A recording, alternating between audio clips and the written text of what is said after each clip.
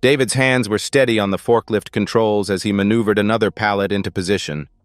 The warehouse hummed with its usual afternoon rhythm: diesel engines, beeping machinery, distant chatter of his crew wrapping up the day shift. He glanced at his phone. 4:47 p.m. Perfect timing. He could finish this last truck, grab Eli from daycare by 5:30, maybe stop at that ice cream place on Maple Street his 5-year-old had been asking about all week. 10 years of marriage, and David still felt that small surge of contentment thinking about his evening routine. Taylor would be home from her office job by 6. They'd have dinner together, maybe watch a movie after Eli went to bed. Simple, predictable, exactly the kind of stable life he'd wanted to build for his family. His phone buzzed.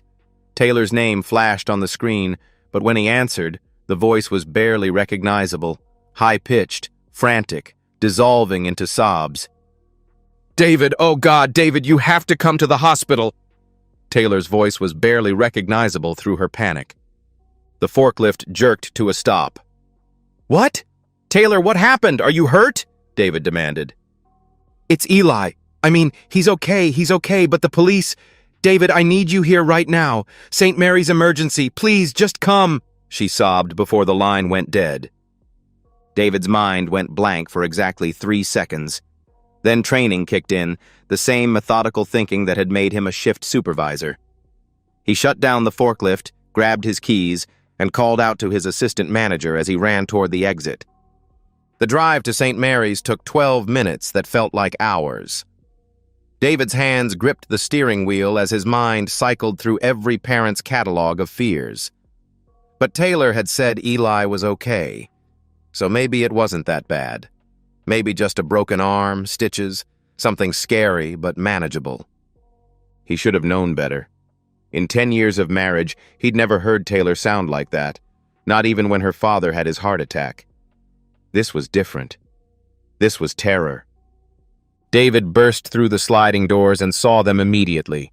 Taylor huddled in a waiting room chair, flanked by 2 police officers and a woman in a business suit.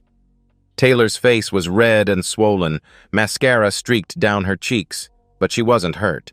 She was talking rapidly to one of the officers, gesturing with her hands. "Where's my son?"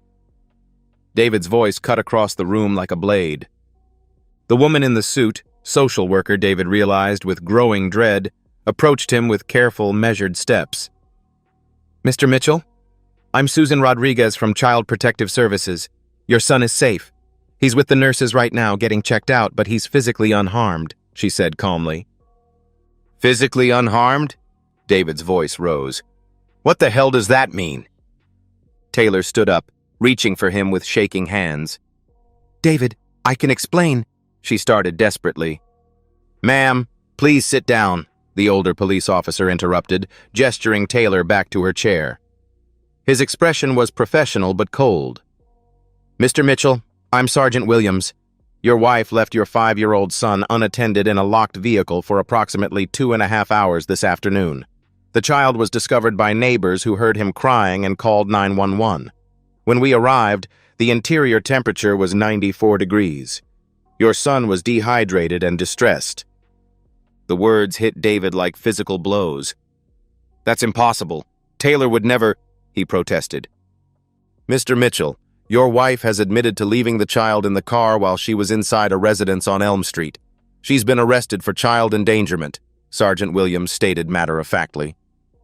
David looked at Taylor, really looked at her for the first time since arriving. Her blouse was wrinkled, buttoned wrong. Her hair was messed up. There was something else, too. A smell, faint but unmistakable. Men's cologne that wasn't his. "Whose house?"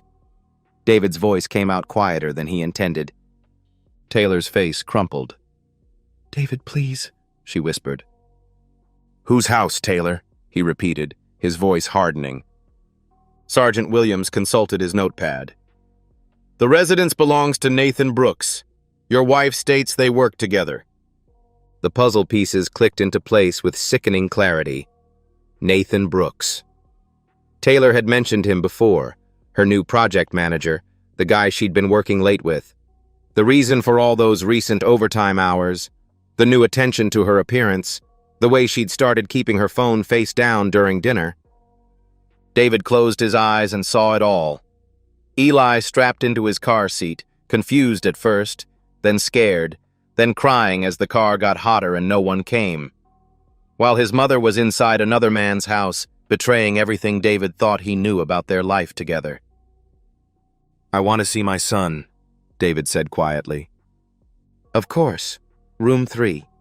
The doctor wants to keep him for observation, but he should be fine to go home tonight," Susan Rodriguez replied. David started toward the hallway, then stopped and turned back to Taylor. She looked up at him with desperate hope. "I'm pressing charges," David said quietly. "Full prosecution." Taylor's face went white. "David, you don't understand," she pleaded. "I understand perfectly." He looked at Sergeant Williams. "What do I need to do?" "We'll need a statement from you, sir, and you'll want to contact a family attorney as soon as possible," the sergeant advised. David nodded and headed toward room 3. Behind him, he could hear Taylor sobbing, but the sound felt distant, irrelevant. His marriage was over, had been over the moment Taylor made her choice. Now David had only one job, protecting Eli from ever being put in that position again. Eli was sitting up in the hospital bed when David walked in, looking small against the white sheets but alert. His face lit up when he saw his father. "Daddy, I was in the car and it got really hot and scary, but the police came and they had cool water," Eli said with the matter-of-fact tone children use for traumatic events. David sat on the edge of the bed and gathered his son into his arms, feeling the solid warmth of him. "I know, buddy. I'm so sorry that happened to you." "Where's Mommy?" Eli asked innocently. David looked into his son's trusting eyes and felt something fundamental shift inside him. Not breaking, but hardening into something stronger and more dangerous. "Mommy made some bad choices today," David said carefully. "But Daddy's here now, and I'm going to make sure you're safe." 2 hours later, David sat in his truck in the hospital parking lot, Eli asleep in his car seat. He pulled out his phone and dialed Taylor's parents' house. Her father answered on the second ring. "Hello, Jim. It's David," he said calmly. "David, son, I'm so glad you called. This is all just a terrible misunderstanding," Jim began hopefully. "It's not a misunderstanding, Jim. Your daughter left my 5-year-old son locked in a car while she f***ed another man. She's lucky he didn't die," David cut him off bluntly. Silence stretched across the line. "I want you to know that I'm filing for divorce and full custody. Taylor will have supervised visitation only if she's lucky. And Jim, if you or Margaret try to interfere with that in any way, you'll never see Eli again," David continued coldly. David hung up and stared out at the parking lot, processing the complete destruction of his old life. Tomorrow he would start building something new, something harder and more protective. He wasn't the same man who had answered Taylor's phone call 4 hours ago. That man had been trusting, forgiving. This man was something different entirely. David started the truck and pulled out of the parking lot, heading home to begin planning his war. David woke up at 5:47 a.m. to the sound of Eli calling for his mother. It was the 3rd time that night. Nightmares, completely normal after a traumatic experience. David found his son sitting up in bed, small face pinched with confusion. "Where's Mommy, Daddy?" Eli asked with sleepy confusion. It was the same question Eli had asked 6 times yesterday. How do you explain to a 5-year-old that his mother had put his life at risk for an affair? "Mommy's staying at Grandma and Grandpa's house for a while," David said gently, settling onto the edge of the bed. "Remember what we talked about? Sometimes grown-ups make bad choices and have to face consequences." Eli nodded solemnly. "Is she coming back?" "I don't know, buddy, but I'm here, and I'm not going anywhere," David assured him. After breakfast and dropping Eli at daycare, with a long conversation about pickup procedures and who was authorized to collect Eli, David drove to the law offices of Patricia and Associates. Patricia wasn't a relative, just a coincidence that had made her easy to remember when his brother-in-law had recommended her during his own messy divorce. Patricia's office was all clean lines and expensive furniture, announcing competence before she even spoke. She was younger than David had expected, maybe 40, with sharp eyes and focused intensity that suggested she didn't lose cases often. "Mr. Mitchell," she said, gesturing to a chair, "Rick filled me in on the basics, but I need to hear everything from you." David laid out the timeline methodically. Taylor's changed behavior over the past 3 months, the late nights, the new attention to her appearance, the phone calls she took in private. Then yesterday's emergency call, the hospital, the police report, the full scope of what had happened. Patricia took notes on a yellow legal pad, occasionally asking for clarification. When David finished, she leaned back and studied him. "This is actually much stronger than most cases I handle," she said with professional satisfaction. "Criminal charges change everything.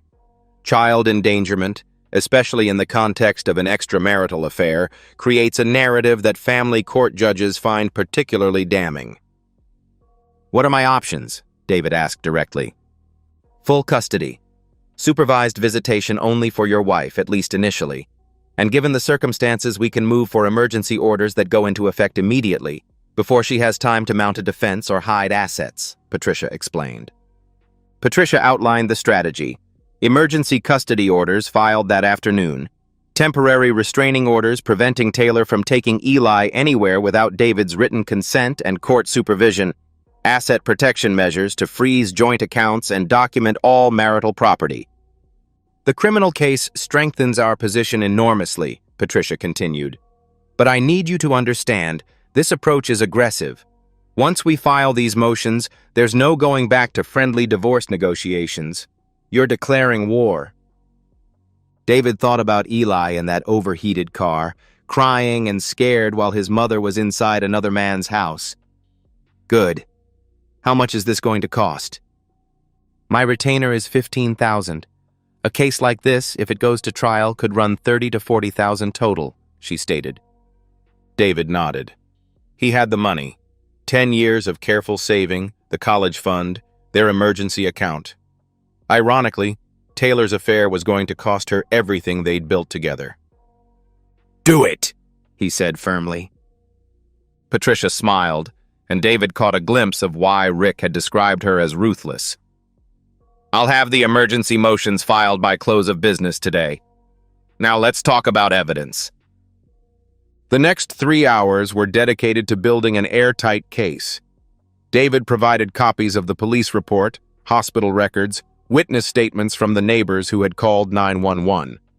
Patricia's assistant helped him organize financial documents, bank statements, investment accounts, Taylor's recent credit card bills that showed charges at expensive restaurants and clothing stores David didn't recognize.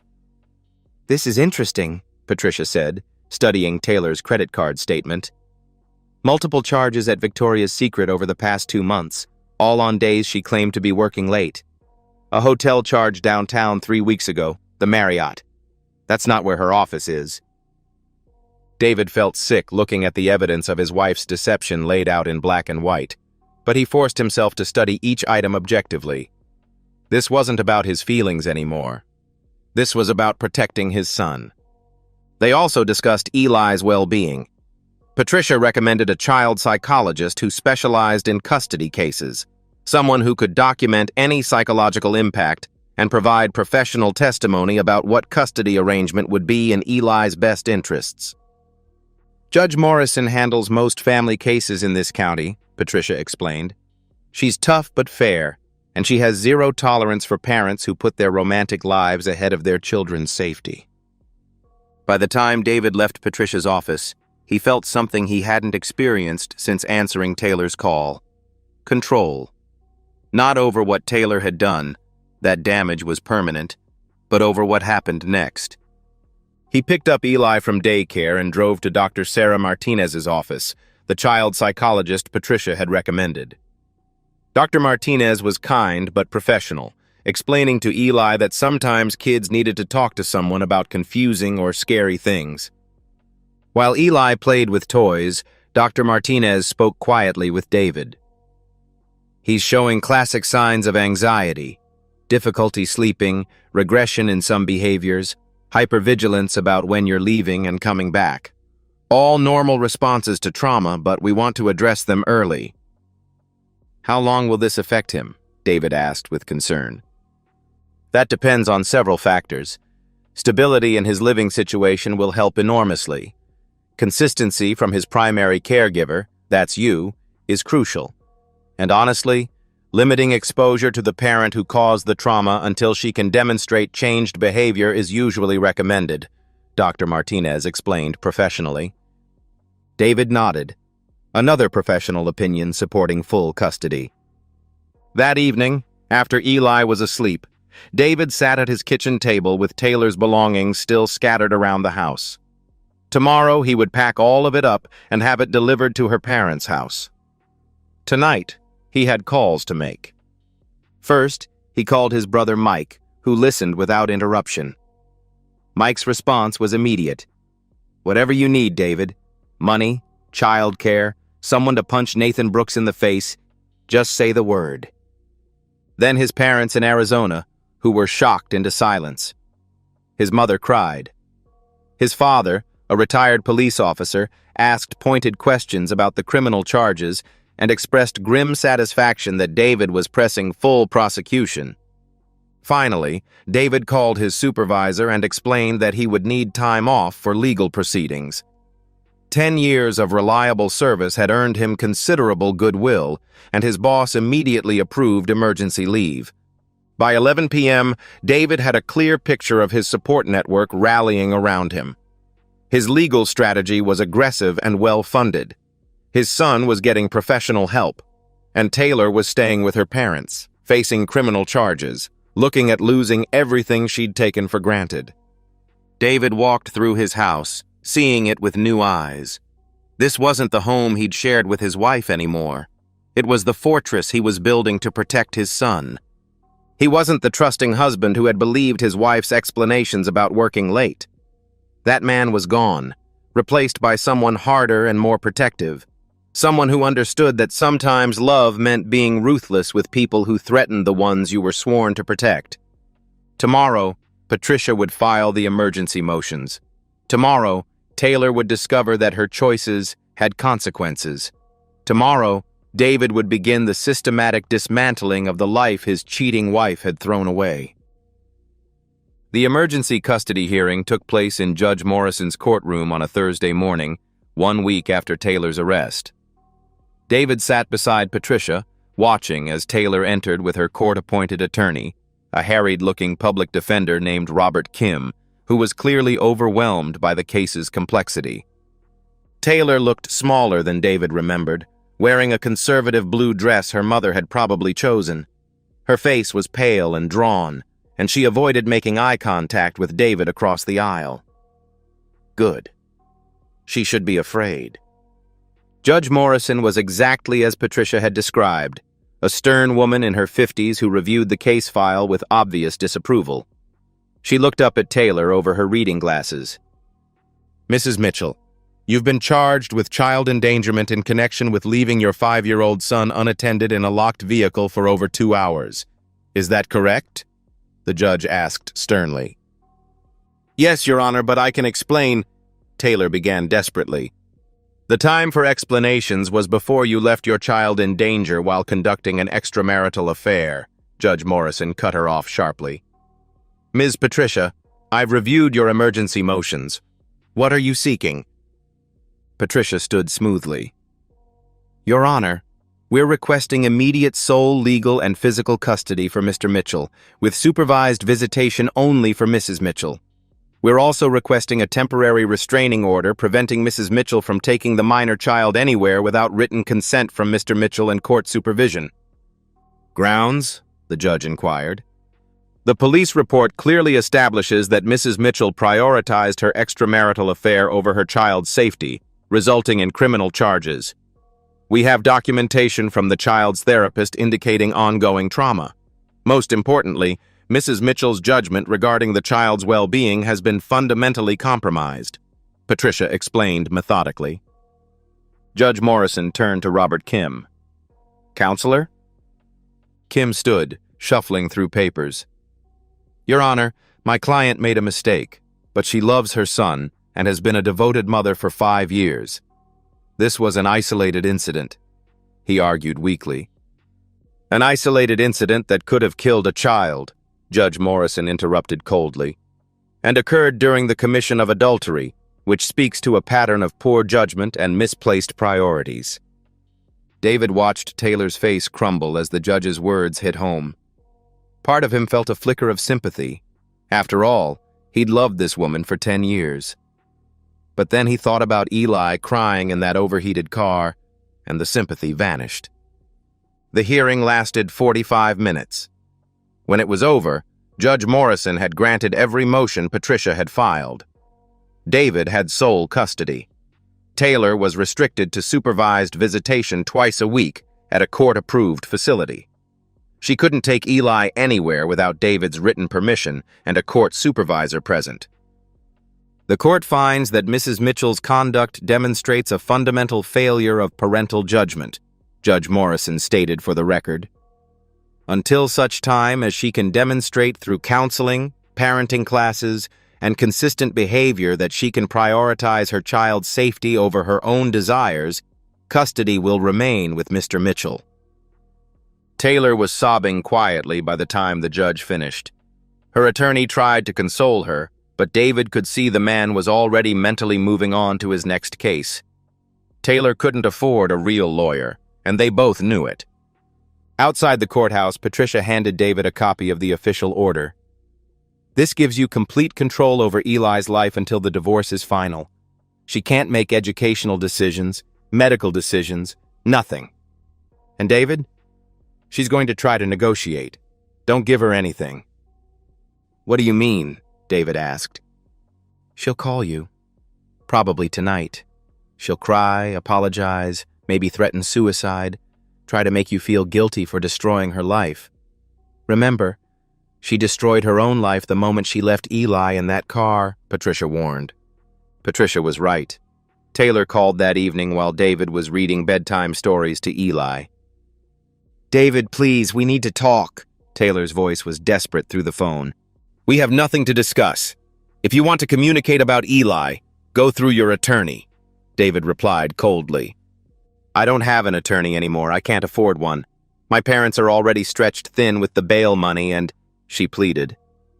"That's not my problem," he interrupted. "David, please. I know I made a terrible mistake, but I love you. I love Eli. We can work through this," Taylor continued desperately. David looked at his son, finally calm and sleepy after another day of asking when Mommy was coming home.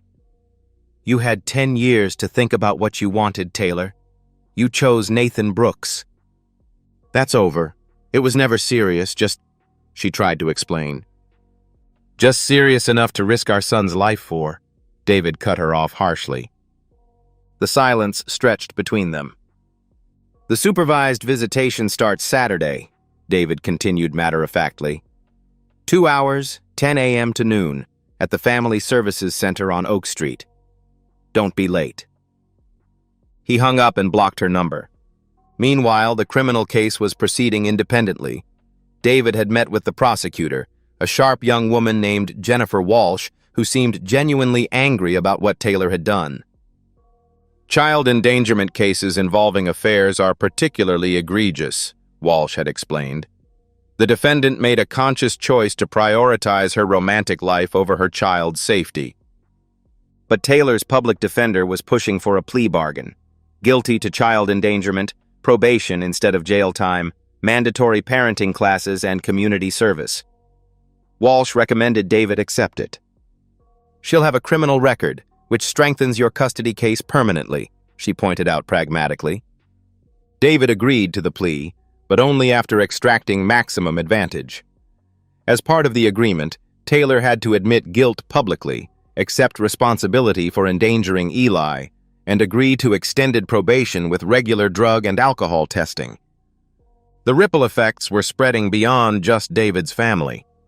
Nathan Brooks's wife had filed for divorce after learning about the affair through the police report, which had become public record. Nathan was also facing disciplinary action at work, conducting a personal affair during company time, using company resources. David learned about Nathan's troubles through a mutual acquaintance at Taylor's office, and he felt grim satisfaction. He hadn't needed to destroy Nathan personally. The man's poor choices were destroying him naturally. That was how real consequences worked. They cascaded through every area of life. The property settlement was where David's methodical approach really paid off. With Taylor's legal position severely weakened and her inability to afford competent representation, Patricia was able to negotiate from overwhelming strength. David kept the house. Eli needed stability. David kept the primary vehicle. He was the only one responsible for transporting Eli. Taylor's credit card debts from her affair period became her sole responsibility. The college fund remained intact and under David's control. "She's basically starting over with nothing," Patricia explained as they reviewed the settlement terms. "Her parents' house, a part-time job if she can find one, supervised visitation twice a week. Her affair cost her everything."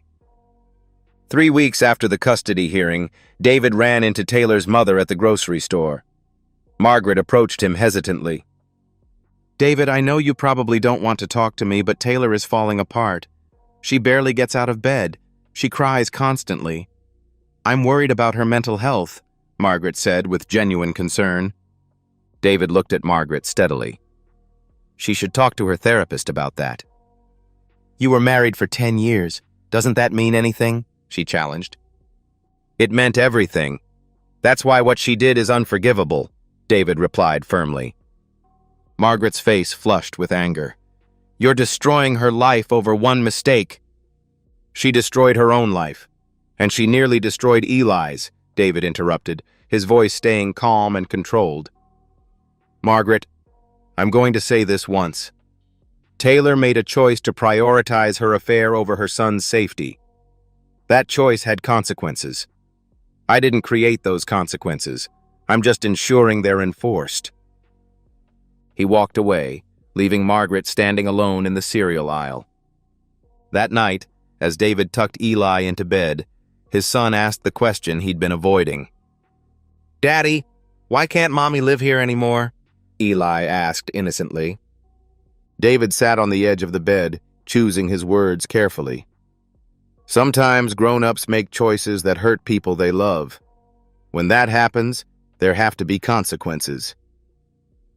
"Did Mommy hurt me?" Eli asked with childlike directness. "Yes, buddy. She did, but not on purpose, and not because she doesn't love you," David explained gently. Eli considered this seriously. "Are you going to hurt me?" "Never. My job is to protect you, always," David promised firmly. Eli nodded and rolled over, satisfied. David sat in the dark for a few more minutes, listening to his son's breathing even out into sleep. The old David, the trusting husband who had believed in second chances, might have felt guilty about Taylor's destruction. But that man was gone, replaced by someone who understood that protecting his child meant being harder than he'd ever thought possible. Tomorrow, Taylor would have her supervised visit with Eli.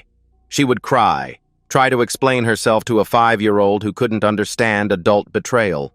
And David would watch from the waiting room, ensuring his son's safety while his ex-wife faced the consequences of her choices. It wasn't revenge. It was justice.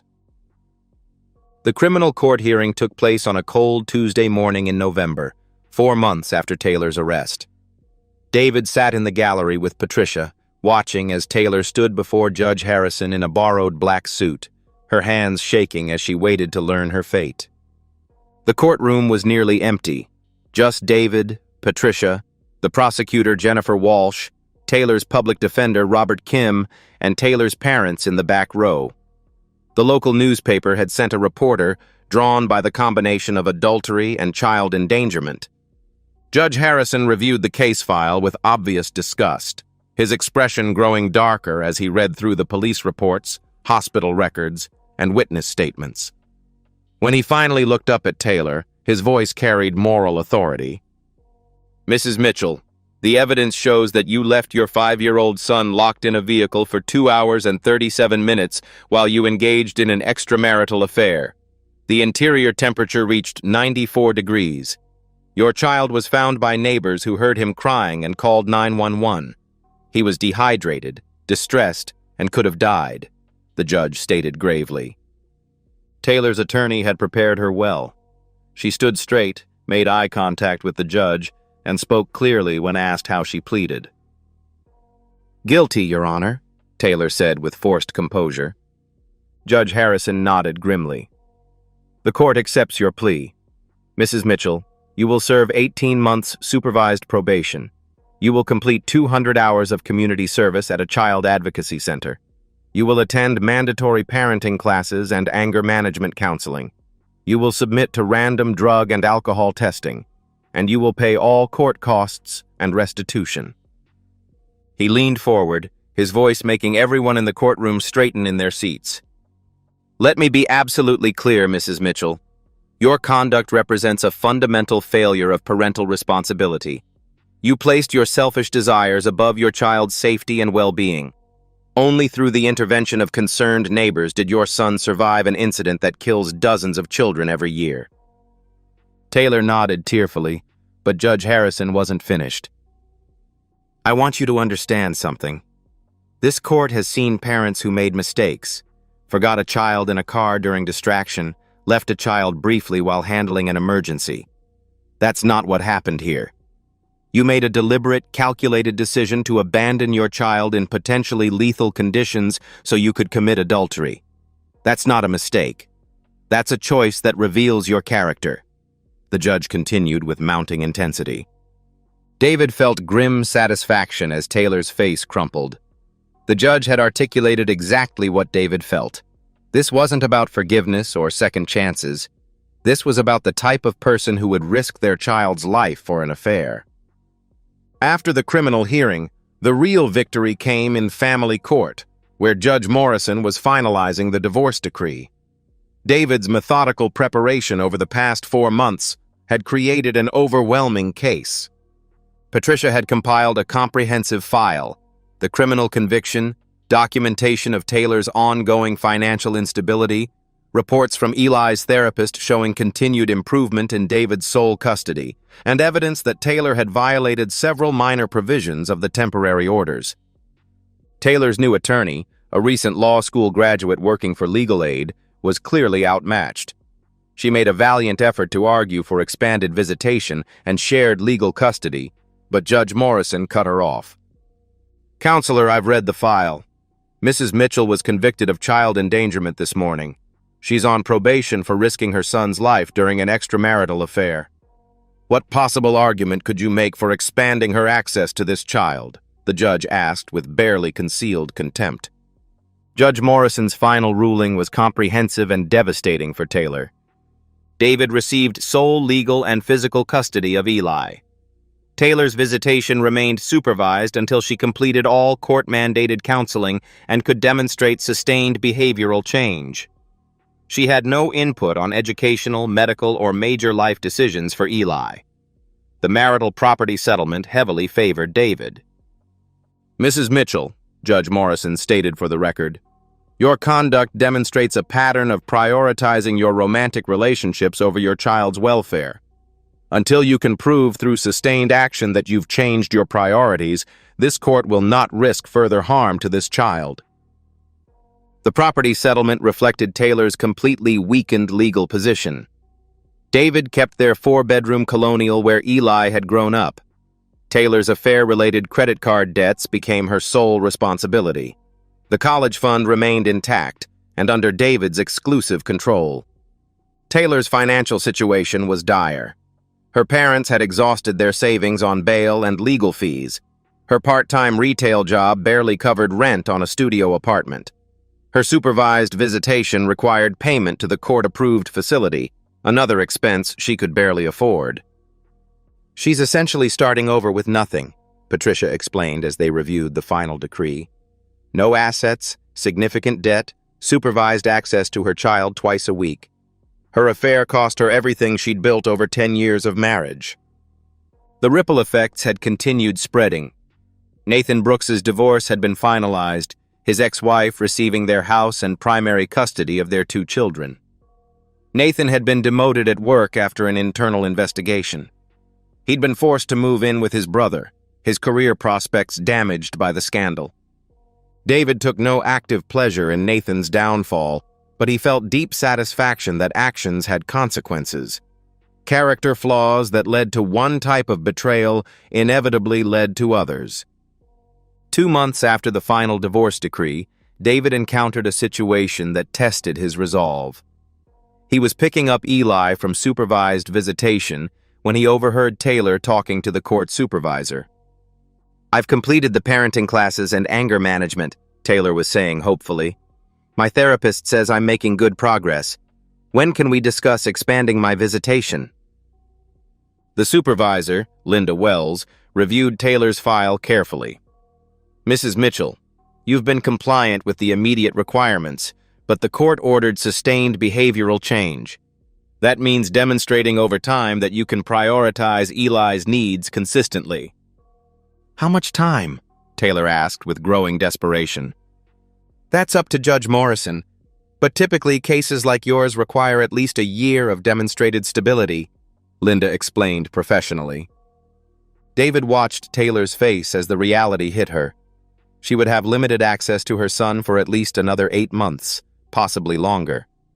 Part of him felt a flicker of sympathy. But then Eli ran to him from the play area, chattering excitedly about the puzzle he'd completed, and David remembered what mattered. His son was thriving in the stability David provided. Eli's nightmares had stopped. His separation anxiety had diminished. He was sleeping through the night, laughing during the day, secure in the knowledge that his father would always prioritize his safety. That evening, as David helped Eli with homework at their kitchen table, his son asked a question that surprised him. "Daddy, why does Mommy always cry when I see her?" Eli asked with innocent curiosity. David considered his answer carefully. "Mommy is sad because she misses living with us, but sometimes when grown-ups make bad choices, they have to live with the consequences for a long time." "Will she ever stop being sad?" Eli wondered. "I don't know, buddy. That depends on whether she can learn from her mistakes," David answered honestly.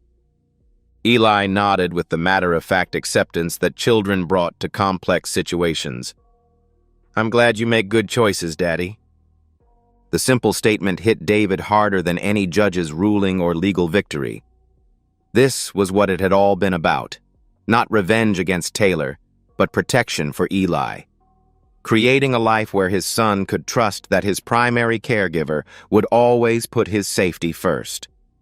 Walking out of the courthouse after the final hearing, David felt something he hadn't experienced since Taylor's arrest: complete peace. Not satisfaction, not vindication, just quiet contentment that came from knowing his son was protected and justice had been served.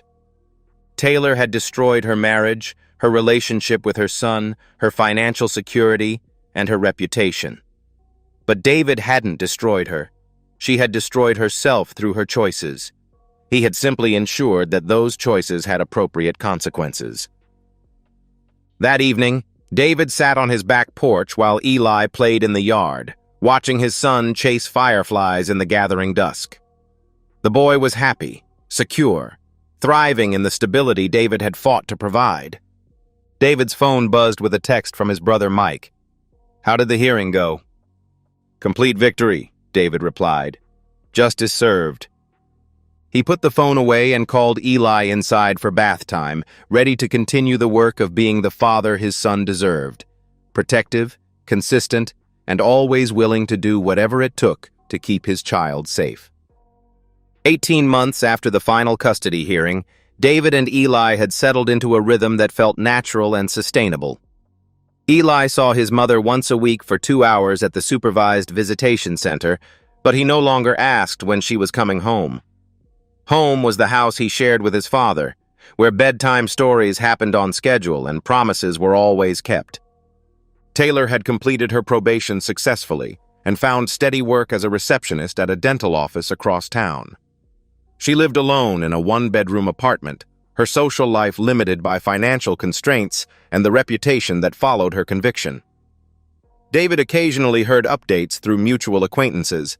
Taylor was seeing a therapist regularly, had cut contact with Nathan Brooks entirely, seemed to be trying to rebuild her life on more solid ground.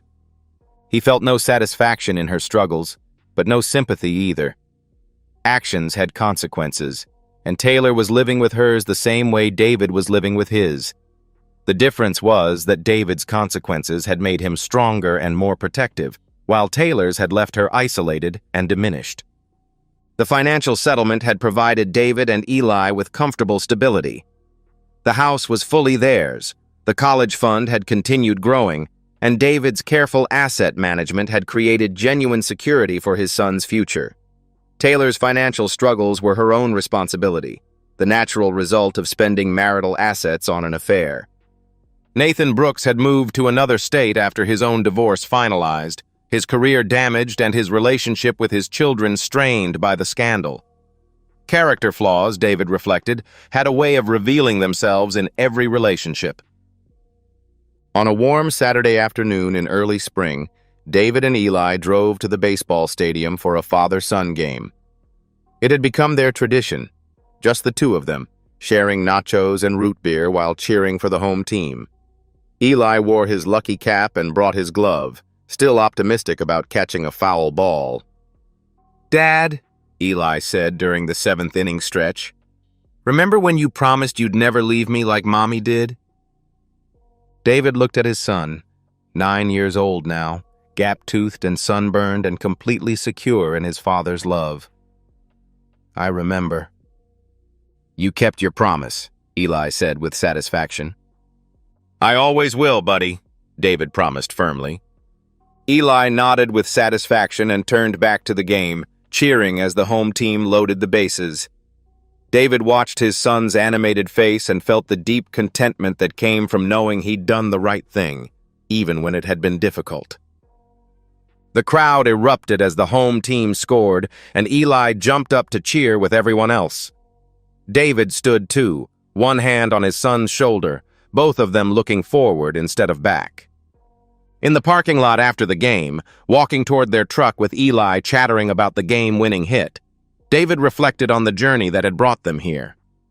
The betrayal had been devastating, but it had also revealed David's capacity for strategic thinking when his child's well-being was at stake. The love for his son had only grown deeper, fiercer, more unshakable with every passing day. And that, David knew, was the only victory that really mattered. "Can we get ice cream on the way home?" Eli asked as they reached the truck. "Absolutely," David said, unlocking the doors. "Same place as always?" "Same place as always," Eli confirmed with enthusiasm, climbing into his booster seat. David started the engine and pulled out of the parking lot, heading toward the ice cream shop on Maple Street where this whole story had begun almost 4 years earlier. The man who had planned to stop there after work on the day Taylor's call changed, everything was gone, replaced by someone stronger and more protective. But the love for his son remained constant, the foundation upon which David had built their new life together. And that's the end of today's story. If you enjoyed it, please give this video a thumbs up and drop a comment below. Your support helps the algorithm push my content further. If you're new to the channel, don't forget to hit that subscribe button. It really helps me keep creating more stories for you. Thanks for watching, and I'll see you in the next one.